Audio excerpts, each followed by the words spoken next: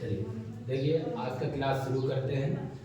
और कल हम लोगों ने क्या पढ़ा था, साइंस में दूसरा चैप्टर था और दूसरे चैप्टर में हमने पढ़ा अम्लों के रासायनिक गुण। क्या क्या पढ़े? अम्लों के रासायनिक गुण। इसमें मैंने आपको बताया था, पहला रासायनिक गुण बताया था धातुओं के साथ क्रिया। किसके साथ क्रिया? धातुओं के साथ क्रिया। धातुओं के साथ क्रिया। बताओ बच्चों, धातुओं के साथ क्रिया करके अम्ल क्या मुक्त करते हैं? Hydrogen gas. मैंने आपको बताया था कि धातु अम्लों के साथ क्रिया करके, इसके साथ अम्लों के साथ क्रिया करके लवण बनाएंगे और बनाएंगे हाइड्रोजन गैस। क्या बनाएंगे?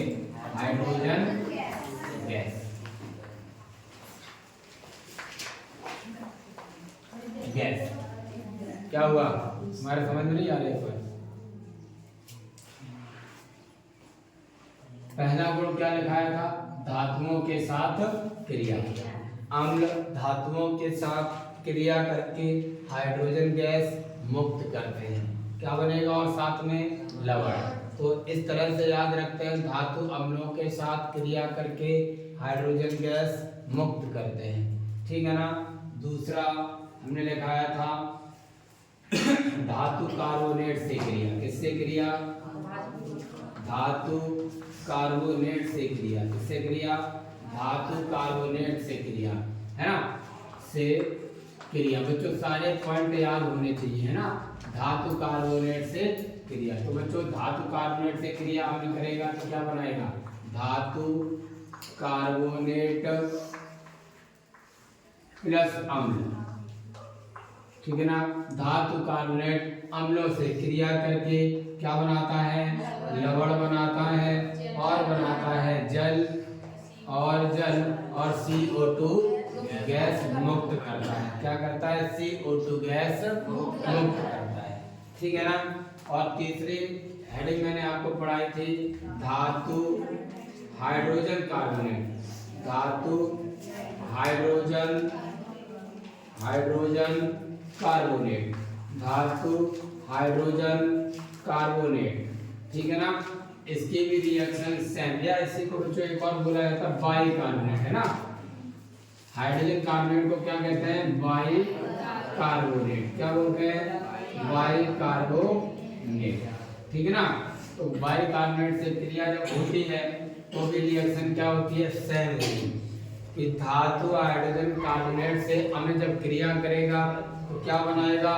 लवण बनाएगा, जल बनाएगा और CO2 गैस मुक्त करेगा। कोई तकलीफ है? ठीक है ना? और चौथी हेडिंग हमने आपको पढ़ाई थी धातु ऑक्साइड, है ना? धातु ऑक्साइड से क्रिया। धातु ऑक्साइड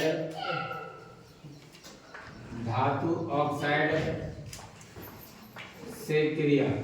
इससे क्रिया धातु ऑक्साइड से क्रिया। बच्चों धातु ऑक्साइड से जब क्रिया होती है तो क्या क्या बनेगा? धातु ऑक्साइड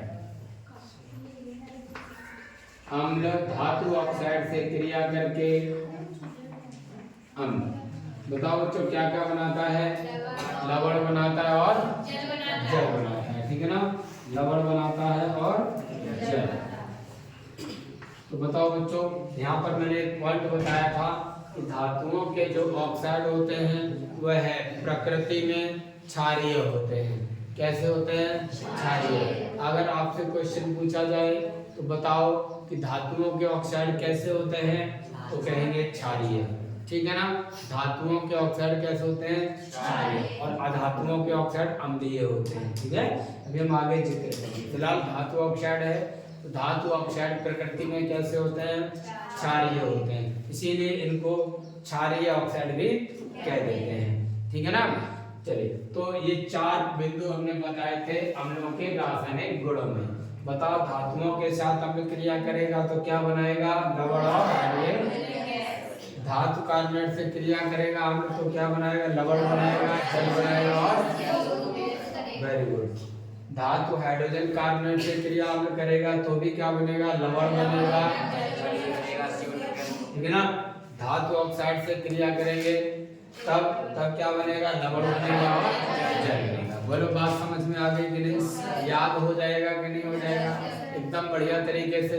अच्छा 5 मिनट हम लोग पहले वाला जो हमने पढ़ा है वो भी रिपीट कर लेते हैं, ठीक है ना। बताओ अम्ल किसे कहते हैं। स्वांटे आर हीनियस की अवधारणा के अनुसार अम्ल किसे कहते हैं, वे पदार्थ जो जलीय विलयन में H+ आयन यानी कि हाइड्रोजन आयन देते हैं उन्हें हम क्या कहते हैं, अम्ल कहते हैं। प्राचीन अवधारणा के अनुसार क्या है, वे पदार्थ जो स्वाद में खट्टे होते हैं उन्हें हम क्या कहते हैं, अम्ल कहते हैं। और ब्रॉन्स्टेड लॉरी के अनुसार किसे कहते हैं, वे पदार्थ जो जलीय विलयन में प्रोटॉन देते हैं, क्या देते हैं, प्रोटॉन देते हैं, क्या कहलाते हैं, अम्ल कहलाते हैं।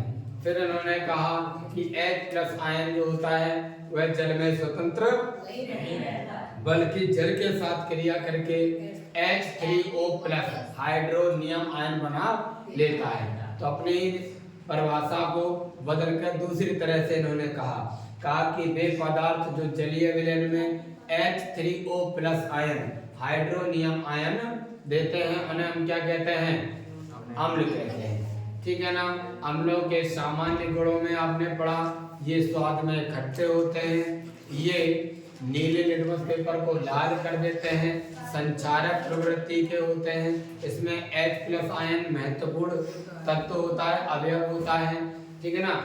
ये जल में जब मिलाए जाते हैं तो ये ऊष्मा उत्पन्न करते हैं। अतः इसी के कारण क्या है, अम्ल को जल में धीरे धीरे करके मिलाया जाता है। अगर साधन से तल करना है किसी भी अम्ल को तो अम्ल को जल में डालेंगे, ना कि जल को अम्ल में, ठीक है। क्यों, क्योंकि इससे हीट उत्पन्न होती है, ठीक है ना, और विस्फोट भी हो सकता है। तो इतने हमने जाने और उसके बाद हमने जाना रासायनिक गुणों को।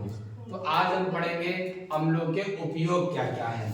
अब हमारे पास अम्ल कौन कौन से होते हैं वो भी देख लो बच्चों। एग्जांपल में बच्चों आपने देखा था HCl है हमारे पास, H2SO4 है ना, H2SO4 है ना, HNO3 होता है ना, और होता है H3PO4 है ना, ये अम्लों के उदाहरण है। और अम्ल होता है CH3COOH ना, ये सब के सब क्या है, अम्ल है, ठीक है ना। ये उदाहरण मैंने बता दिए आदि। आज हम लोग टॉपिक पढ़ेंगे क्या, अम्लों के उपयोग। क्या पढ़ेंगे, अम्लों के उपयोग। चलिए हेडिंग डालेंगे हम लोग, अम्लों के उपयोग, अम्लों के उपयोग, अम्लों के उपयोग, ठीक है बच्चों। तो सब लोग हेडिंग डालेंगे अम्लों के उपयोग, ठीक है। हेडिंग डालें अम्लों के उपयोग।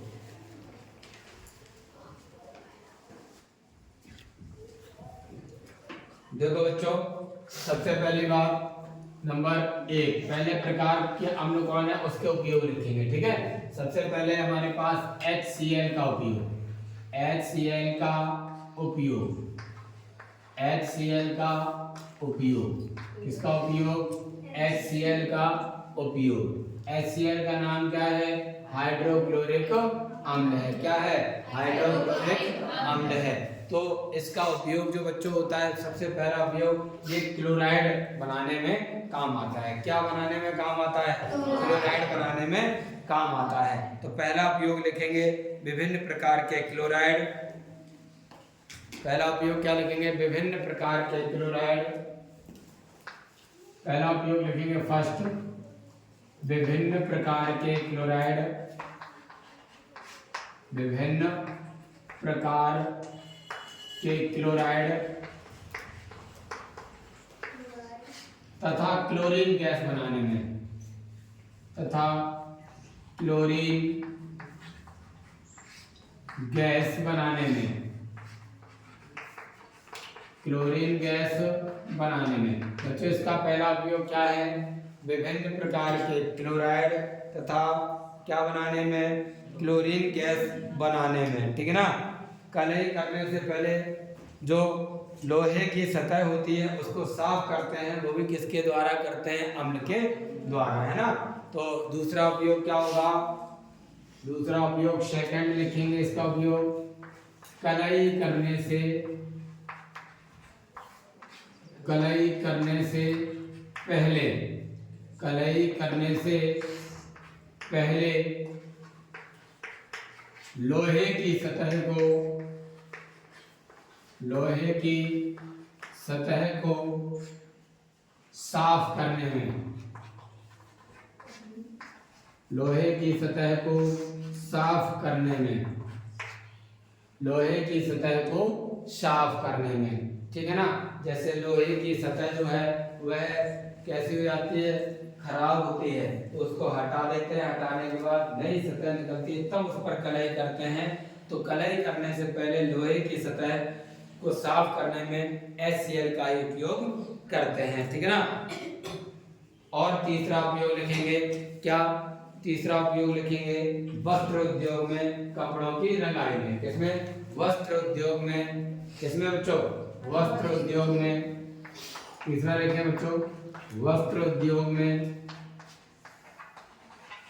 वस्त्र उद्योग में कपड़ों की रंगाई करने में, कपड़ों की रंगाई करने में, रंगाई करने में, ठीक है ना। तो ये हमारे पास किसके उपयोग हो गए? HCl के। किसके उपयोग हो गए? HCl के, ठीक है ना। अब हम बच्चों लिखेंगे HNO3 के उपयोग। किसके उपयोग लिखेंगे? HNO3 के उपयोग, ठीक है ना। तो दूसरा अम्ल हमारे पास कौन सा है? HNO3। कौन सा है? HNO3, ठीक है ना। तो लिखेंगे HNO3 के उपयोग। दूसरे अम्ल की बात करें, नंबर 2 HNO3 के उपयोग। HNO3 के उपयोग, ठीक है ना। HNO3 के उपयोग नंबर 1, फर्स्ट लिखेंगे इसका पहला, सोने व चांदी के शोधन में। पहला उपयोग क्या करते हैं? ये सोना गोल्ड वाला है ना, सोने व चांदी के शोधन में, सोने व चांदी के शोधन में। कौन सा? सोने में व चांदी के शोधन में, ठीक है ना। सोने व चांदी के शोधन में मैं बोल देता हूँ बैठ के, ठीक है। आप लिख लेंगे, ठीक है। लेकिन अगला उपयोग लिखें बच्चों, अगला उपयोग लिखें उर्वरक। हाँ, सेकंड उपयोग लिखें उर्वरक, कोमा विस्फोटक, उर्वरक, कोमा विस्फोटक, कोमा रंग, रंग तथा औषधियों के निर्माण में, तथा औषधियों के निर्माण में,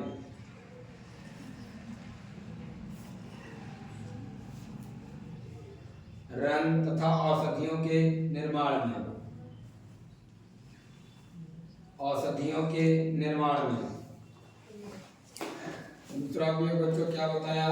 उर्वरक, विस्फोटक, रंग तथा औषधियों के निर्माण में। अगला पॉइंट लिखें HCl के साथ। तीसरा पॉइंट लिखें HCl के साथ,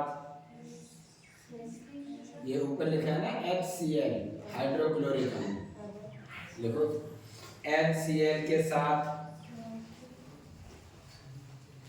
मिलाकर अम्लराज, HCl के साथ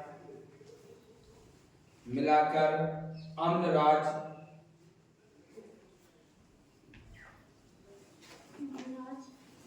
अम्लराज बनाने में,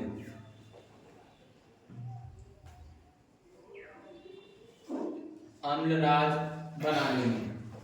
बच्चों अच्छे से इसको समझें बढ़िया तरीके से।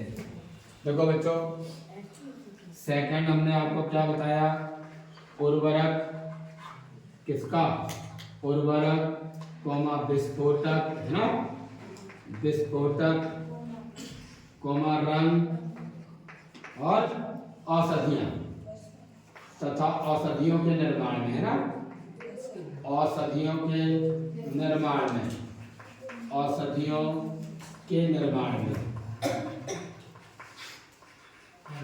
औषधियों के निर्माण में HNO3 का उपयोग कहाँ कहाँ कर सकते हैं, उर्वरक में, विस्फोटक बनाने में, रंग में और औषधियों के। तीसरा पॉइंट बच्चों हमने जो बताया है इसका थर्ड, ये बहुत महत्वपूर्ण है, कह रहा है HCl के साथ, किसके साथ, HCl के साथ, ये इंपॉर्टेंट पॉइंट है बच्चों, HCl के साथ मिलाकर अम्लराज बनाने में, किसको, अम्लराज बनाने में। बच्चों अब आपको समझ में ये नहीं आ रहा होगा कि सर ये अम्लराज क्या है, इसको कहते हैं, नहीं H2SO4 नहीं होता है, ठीक है। अम्लों का राजा जिसको कहा जाता है, किंग ऑफ एसिड्स, वो होता है H2SO4, ठीक है ना। इसको इंग्लिश में कहा जाता है एक्वा रेजिया, क्या कहा जाता है, एक्वा रेजिया, अम्लराज। अब मैं बताता हूँ अम्लराज क्या चीज है, मैं यहाँ पर अलग से पॉइंट लिखता हूँ, अम्लराज, इसको समझ लो, एक नंबर में क्वेश्चन पूछ रहा था, अम्लराज क्या है, Amalraj, aqua regia, aqua regia, aqua regia होता क्या है, सबसे पहली बात तो ये है, तो बच्चों 1:3 के, किसके, 1:3 के अनुपात में, 1:3 के अनुपात में सांद्र CON, सांद्र नाइट्रिक अम्ल यानी कि HNO3 और HCl के मिश्रण को क्या कहते हैं, को अम्लराज कहते हैं, ठीक है। अम्लराज की डेफिनेशन क्या होती है, अम्लराज कैसे बनता है, 1:3 के अनुपात में सांद्र नाइट्रिक अम्ल तथा HCl के मिश्रण को क्या कहते हैं, अम्लराज कहते हैं। बोलो बच्चों बात समझ में आ गई, है ना। एक एक पॉइंट हम लोग पढ़ के चलेंगे, एक एक पॉइंट, कोई पॉइंट छोड़ना नहीं है। एग्जाम में जो भी चीज आए हम लोग फटाक से कर दें उसको, कोई क्वेश्चन छूटे ना, ठीक है ना, और याद कराने की गारंटी मेरी है, ठीक है। तो देखो एक्वा रेजिया का मतलब क्या होता है, अम्लराज। अम्लराज कहते किसे हैं, 1:3 के अनुपात में सांद्र नाइट्रिक अम्ल तथा HCl के मिश्रण को क्या कहते हैं, अम्लराज कहते हैं, ठीक है ना। क्या कहेंगे, अम्लराज। तो चलिए हेडिंग डाल लीजिएगा यहाँ पर, अम्लराज कहते किसे हैं, ठीक है। तो अम्लराज की डेफिनेशन लिखते हैं, हेडिंग डालें, Amalraj aqua regia, AQUAREGIA, aqua regia लिखें, हेडिंग डालें अम्लराज, इंपॉर्टेंट पॉइंट है बच्चों, ठीक है। अम्लराज, अम्लों का राजा जो होता है वो H2SO4 होता है, हमने यहाँ पर बोला अम्लराज, ठीक है। इसको इंग्लिश में एक्वा रेजिया कहा जाता है, क्या कहा जाता है, एक्वा रेजिया, ठीक है ना, याद रखना है। अम्लराज का मतलब H2SO4 नहीं होता है, ठीक है। किंग ऑफ एसिड पूछा जाएगा, अम्लों का राजा पूछा जाएगा, तो आप कहेंगे H2SO4, ओके, कोई तकलीफ है नहीं। तो लिखें अम्लराज में 1:3 के अनुपात में, 1:3 के अनुपात में, 1:3 के अनुपात में सांद्र नाइट्रिक अम्ल, सांद्र नाइट्रिक अम्ल, हिंदी में लिख दें सांद्र नाइट्रिक अम्ल, हिंदी में लिखें सांद्र नाइट्रिक अम्ल तथा हाइड्रोक्लोरिक अम्ल, सांद्र नाइट्रिक अम्ल तथा हाइड्रोक्लोरिक अम्ल। हिंदी में बोला, हिंदी में लिखो आप लोग, ठीक है। सांद्र नाइट्रिक अम्ल तथा हाइड्रोक्लोरिक अम्ल के मिश्रण को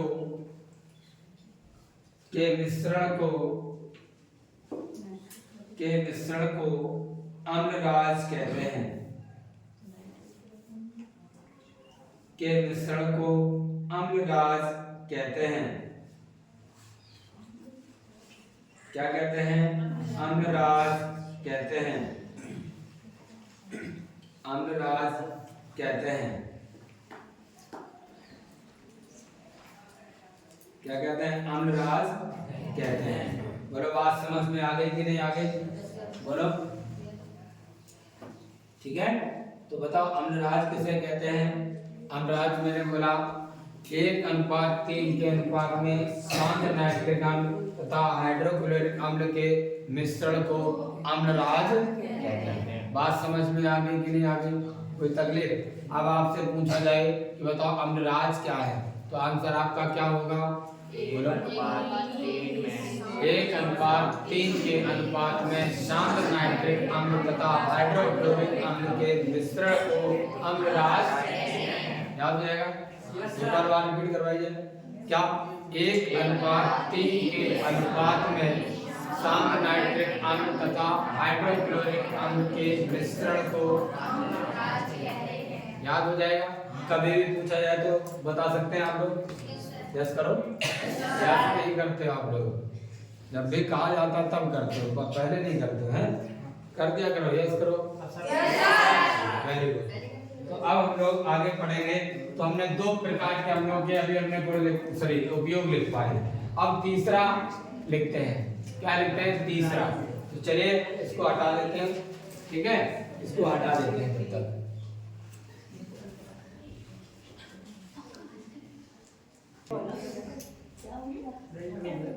तो बच्चों अब तीसरा एसिड हमारे पास कौन सा है? H2SO4। तो H2SO4 के उपयोग की बात करते हैं। पहला उपयोग क्या है? लेड बैटरियों में अपघटन के रूप में। जो बैटरियां होती हैं उसमें इलेक्ट्रोलाइसिस प्रोसेस होता है। उस प्रोसेस में किसका उपयोग करते हैं? H2SO4 का उपयोग। कौन से एसिड का उपयोग? H2SO4 का। तो हेडिंग डालिए बच्चों, नंबर 3 H2SO4 के उपयोग। H2SO4 के उपयोग। H2SO4 के उपयोग। H2SO4 के उपयोग। पहला उपयोग लिखें, लेड बैटरियों में सब लाइट। ये क्या लिखा है? लेड बैटरियों में अपघटन के रूप में।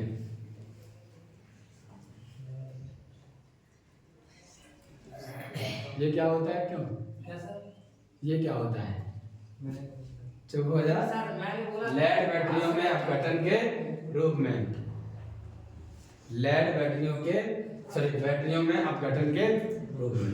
दूसरा, इसीलिए मैं लिख देता हूँ, आपको कुछ समझ में ना आए इसलिए तो शब्द लिख देता हूँ।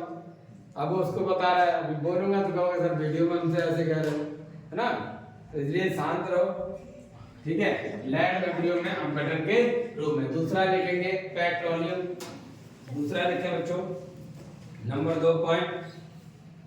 दूसरा पॉइंट लिखें, पेट्रोलियम उद्योग में शोधन के लिए। पेट्रोलियम उद्योग में शोधन के रूप में। प्यूरिफिकेशन में, शुद्ध करने में। उद्योग में शोधन में। किसमें? शोधन में। अच्छा, कोई बच्चों हमें बताएगा पेट्रोलियम क्या चीज है? पेट्रोलियम क्या चीज है? पेट्रोलियम का मतलब ये होता है कच्चे तेल को निकालना। ये पेट्रोलियम कहलाता है।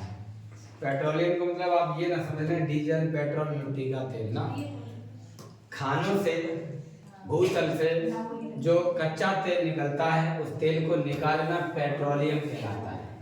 उसके विभिन्न घटक होते हैं, फिर उनको अलग अलग बांट दिया जाता है, पेट्रोल डीजल अलग अलग में बांटा जाता है, वो कहलाते हैं अलग अलग अवयव। पेट्रोलियम का मतलब है कच्चे तेल को निकालना। तो पेट्रोलियम उद्योग में कच्चा माल निकालेंगे, निकालने के बाद शोधन जब करेंगे तो शोधन करने में किसका उपयोग कर लेते हैं, H2SO4 का उपयोग कर लेते हैं। अगला लिखेंगे उर्वरक प्लास्टिक,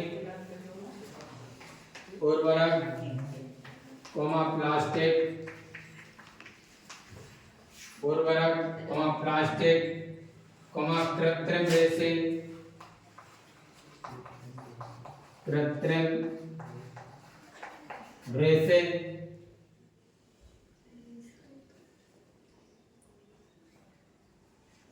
कृत्रिम रेसे तथा वॉशिंग पाउडर, वॉशिंग पाउडर बनाने में, सही है, वॉशिंग पाउडर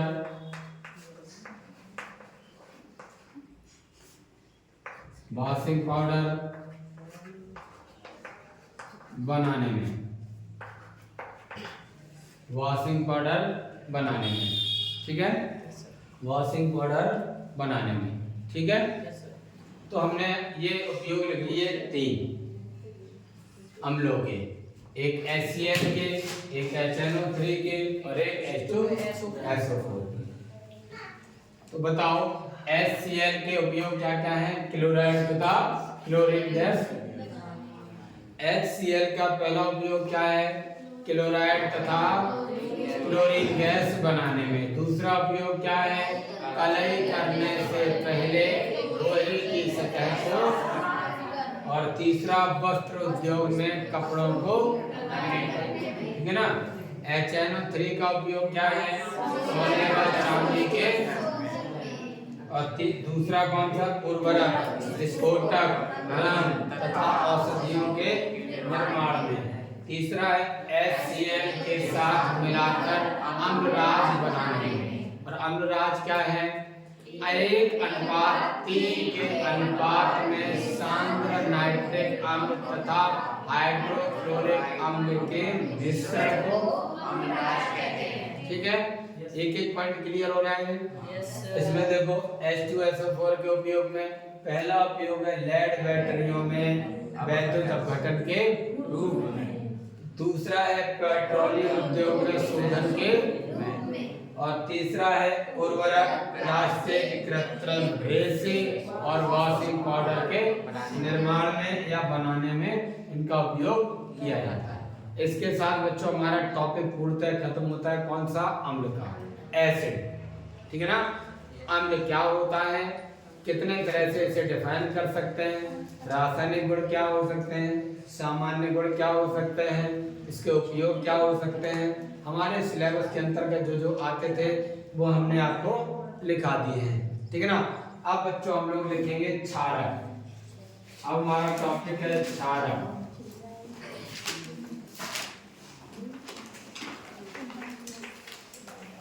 क्षारक बच्चों हेडिंग डालेंगे क्षारक, क्षारक बेस, बेस,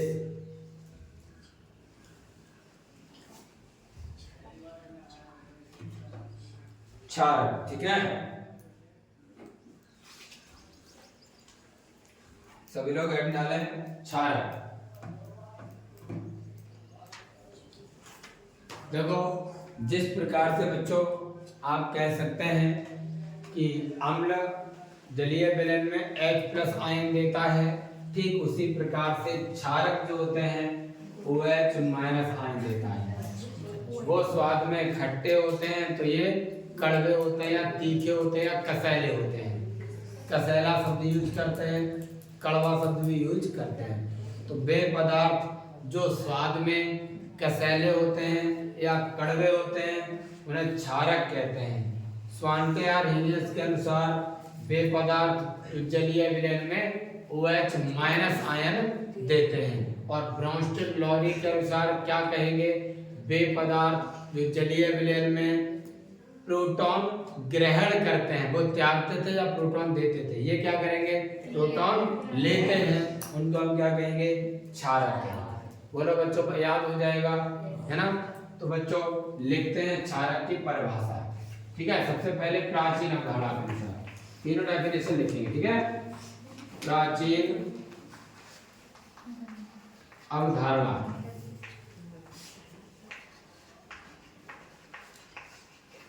के अनुसार, ठीक है ना?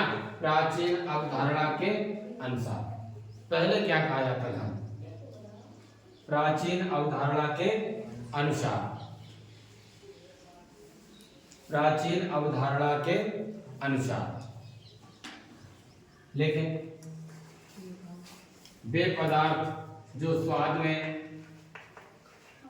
वे पदार्थ जो स्वाद में कड़वे, स्वाद में कड़वे होते हैं, कड़वे होते हैं, वे पदार्थ जो स्वाद में कड़वे होते हैं क्या कहलाते हैं? क्षारक कहलाते हैं। लेकिन ठीक है, क्षारक कहलाते हैं, कहलाते हैं बच्चों। अब स्वांटे आर्हेनियस के अनुसार देखते हैं, ठीक है ना? स्वांटे आर्हेनियस,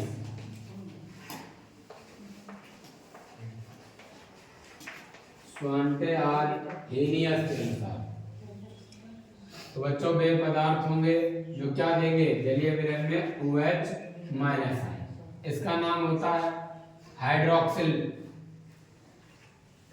या हाइड्रोक्साइड आयन।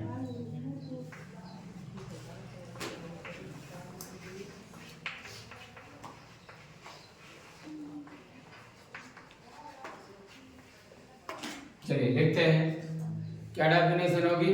वे पदार्थ जलीय विलयन में OH माइनस आयन यानी कि हाइड्रोक्साइड आयन देते हैं, क्या कहलाते हैं? क्षारक कहलाते हैं। क्या कहलाते हैं? क्षारक कहलाते हैं। तो देखें, वे पदार्थ जो जलीय विलयन में, वे पदार्थ जो जलीय विलयन में, वे पदार्थ जो जलीय विलयन में OH minus ion, OH minus ion, ion bracket में इसका नाम क्या है? हाइड्रोक्साइड आयन, है ना? तो लिख दें हाइड्रोक्साइड आयन, हाइड्रोक्साइड आयन देते हैं, देते हैं, हाइड्रोक्साइड आयन देते हैं, क्षारक कहलाते हैं। क्षार मत लिखना, अभी मैं बताऊंगा क्षार क्या है और क्षारक क्या है। क्षारक की परिभाषा पढ़ रहे हैं, क्षार की डेफिनेशन क्या है, डिफरेंस बताऊंगा अभी। ठीक है, क्षारक कहलाते हैं। अब बच्चों किसके अनुसार पढ़ेंगे? ब्राउनस्टेट-लॉरी के अनुसार।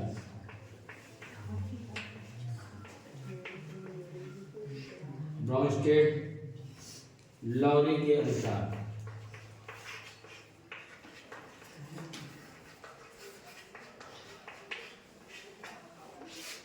ब्राउनस्टेट-लॉरी के अनुसार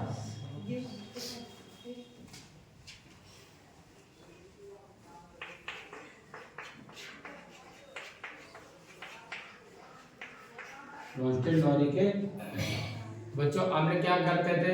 प्रोटॉन देते थे। ये क्या होंगे? प्रोटॉन लेते थे। लिख सकते हैं वे पदार्थ जो जलीय विलयन में प्रोटॉन देते, सॉरी प्रोटॉन लेते हैं। वे पदार्थ जो जलीय विलयन में, वे पदार्थ जो जलीय विलयन में, वे पदार्थ जो जलीय विलयन में प्रोटॉन लेते हैं, प्रोटॉन लेते हैं, प्रोटॉन लेते हैं, प्रोटॉन लेते हैं क्या कहलाते हैं बच्चों? क्षारक कहलाते हैं। क्या कहलाते हैं? क्षारक कहलाते हैं। क्षारक कहलाते हैं, ठीक है ना? क्या कहलाते हैं? क्षारक कहलाते हैं। चलो ध्यान दीजिएगा, कोई बात नहीं, डिस्टर्बेंस हो जाता है थोड़ा। देखो एग्जांपल देखेंगे, जैसे हमारे पास NaOH, इसका नाम जानते हैं सोडियम हाइड्रोक्साइड। क्या नाम है? Sodium hydroxide. हाइड्रोक्साइड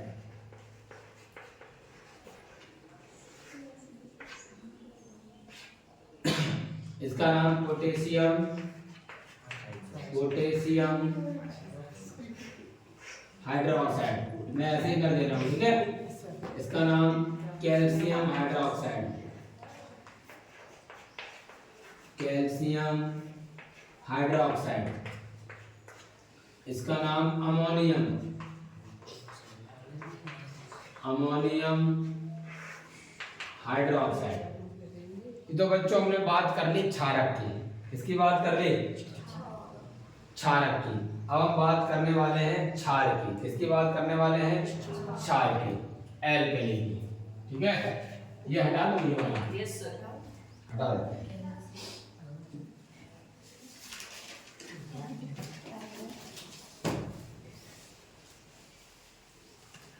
ये एग्जाम्पल लिख लें, उसके बाद हम लोग बात करेंगे क्षार की।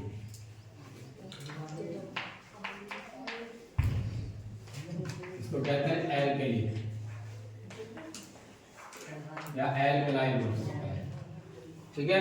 नोट कर लो पहले। चलो क्षार की बात करते हैं हम। देखो वे क्षारक, ध्यान दीजिएगा, क्षार और क्षारक में अंतर क्या है? क्षार और क्षारक में अंतर क्या है? अभी हमने क्षार पढ़ लिए, ठीक है ना? उसको इंग्लिश में कहते हैं बेस। क्षार को एल्कलाइन या एल्कली, ठीक है ना? जनरली कुछ लोग एल्कलाई बोलते हैं, कोई एल्कली बोलता है, ठीक है ना? ध्यान दीजिएगा कि वे क्षारक, ध्यान दीजिएगा, वे क्षारक, वे क्षारक जो जल में विलय होते हैं, जल में विलय होते हैं। क्या होते हैं? जल में विलय होते हैं, क्षार कहलाते हैं। क्या कहलाते हैं? क्षार कहलाते हैं। हाँ, डिफरेंस समझिएगा कि वे क्षारक जो जल में विलय होते हैं क्या कहलाते हैं? क्षार।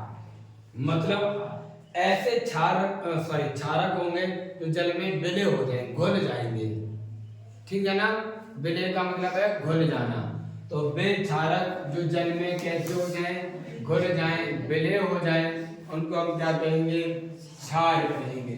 इसका मतलब बच्चों ये हुआ, इसका मतलब ये हुआ कि सभी क्षार तो क्षारक हैं। मेरी बात को ध्यान से सुने। यस सर, इसका मतलब ये हुआ कि सभी क्षार तो क्षारक ही हैं, लेकिन सभी क्षारक तो क्षार नहीं हैं। बात समझ में आ गई? क्यों नहीं है? क्योंकि सभी क्षारक विलय नहीं हो सकते जल में।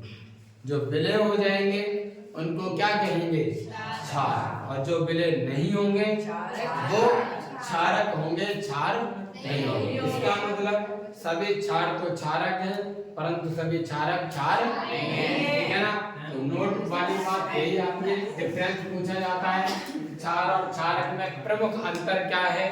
तो प्रमुख अंतर यही है बच्चों, सभी क्षार तो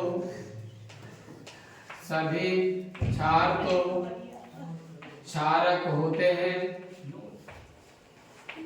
क्षारक होते हैं, परंतु सभी क्षारक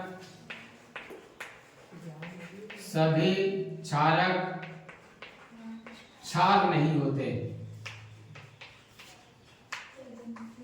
क्षार नहीं होते हैं, ठीक है ना? बोलो बात समझ में आ गई? Yes sir. तो तकलीफ? No sir. ठीक है, ओके।